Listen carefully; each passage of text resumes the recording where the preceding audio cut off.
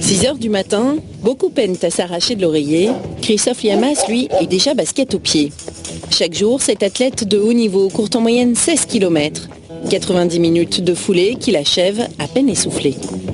Là, c'est que le premier entraînement de la journée, donc si on est fatigué, c'est mal barré pour le reste de la journée en fait.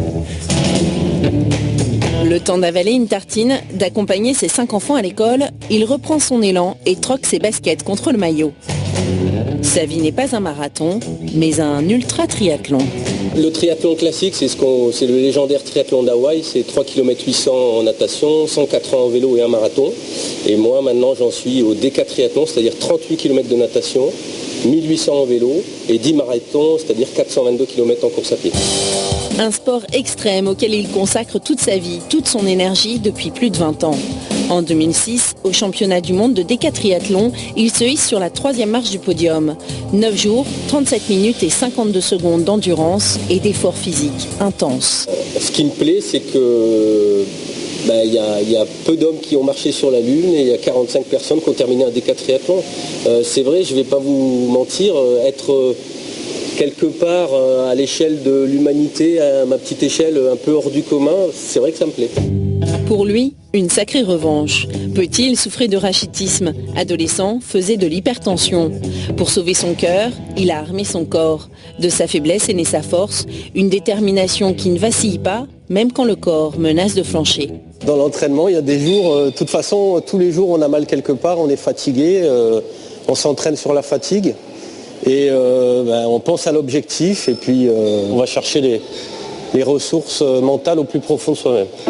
Repousser ses limites, une doctrine pour ce jusque-boutiste. Aujourd'hui, il est suivi de près par une équipe de médecins à l'hôpital d'Aix-en-Provence. Grâce au sport, il n'a pas décroché que des médailles. Il a aussi gagné son combat contre la maladie. Dès l'âge de 16 ans, j'avais 18 de tension. Voilà, et j'ai fait tous les tests possibles et imaginables, on a tout recherché. Et donc j'avais aussi un souffle au cœur. Donc les médecins ne voulaient pas que je fasse du sport. Et ce qui s'est passé, c'est qu'à force de faire des longues distances, j'ai grossi mon cœur et j'ai retrouvé une tension artérielle normale. Mais je reviens de très loin et c'est beaucoup de travail.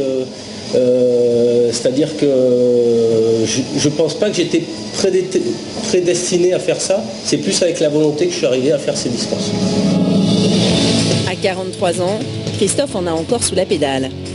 Il n'est pas prêt de raccrocher, il court toujours après la performance. Ce que j'aimerais, c'est d'essayer de battre le record du monde. Donc si j'arrêtais maintenant, je pense que j'aurais des regrets. Le premier triathlon à Hawaï en 2004, j'avais mis 11 jours. Le deuxième, j'avais mis 9 jours. Donc l'idéal, ça serait moins de 8 jours. Prochain championnat du monde de décatriathlon au Mexique en 2015.